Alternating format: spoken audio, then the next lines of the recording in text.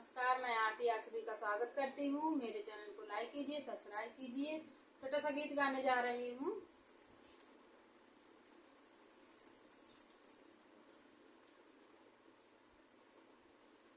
देखा चैते में लागे बड़ा घाम पिया करे दाया राम पिया ना। देखा चैते में लागे बड़ा घाम पिया करे दाया राम पिया ना। देखा चैते में लागे बड़ा घाम पिया करे दाया राम पिया ना।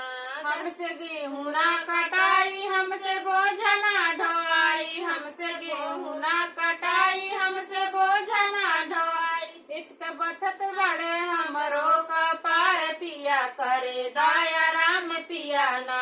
एक तो बठत बड़े हमरो कपार पिया करे दाया राम पिया ना। देखा चैते में लागे बड़ा घाम पिया करे दाया राम पिया ना।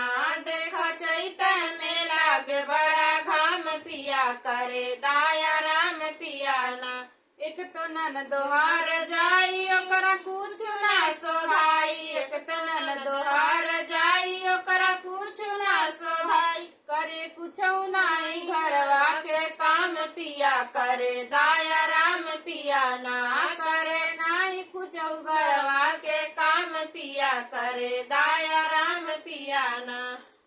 देखा चैते में लागे बड़ा घाम पिया करे दाया राम पिया ना। देखा चैते में लागे बड़ा घाम पिया करे दाया राम पिया ना। चूल्हा चौका सब करी फिर खेतहूँ में मारी, चूल्हा चौका फिर करी फिर खेतहूँ में मारी। अब से होई नाही हमसे सब काम पिया करे दाया राम पिया ना। अब से होई नाही हमसे सब काम पिया करे दाया राम पिया ना। देखा चैते में लागे बड़ा घाम पिया करे दाया राम पिया ना।